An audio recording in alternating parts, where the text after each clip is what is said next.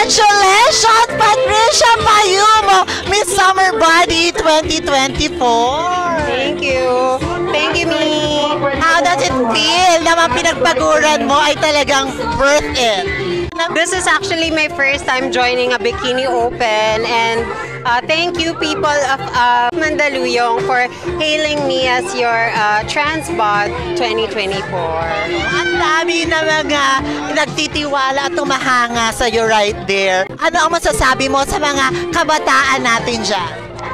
Sa mga kabataan natin na nanonood ngayong gabi, ang message ko lang sa inyo is just continue studying and pursue your goals and dreams, because one day you will reap the fruits of your hard work.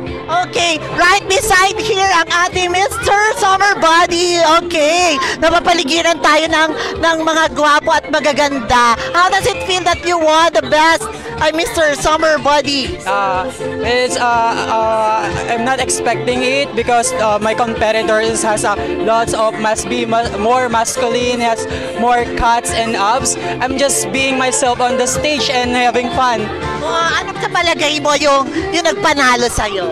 I think my confidence, aside of accepting what shape I have, no matter without yet abs, without yet the muscles, I think what makes me win tonight is my confidence. Ikaw naman, Kat, what made you win? I'm not very sure. I think the judges saw a potential in me, and with that, I'm very much grateful. So thank you sa judges and people of Mandaluyong for hailing us as your Sexy Body 2024.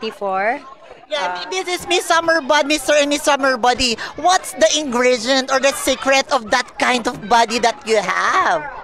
For me, discipline. Very important yung discipline, especially when it comes to my personal diet and my activities every day. I make sure that I maintain my body, and yun lang. Prayers.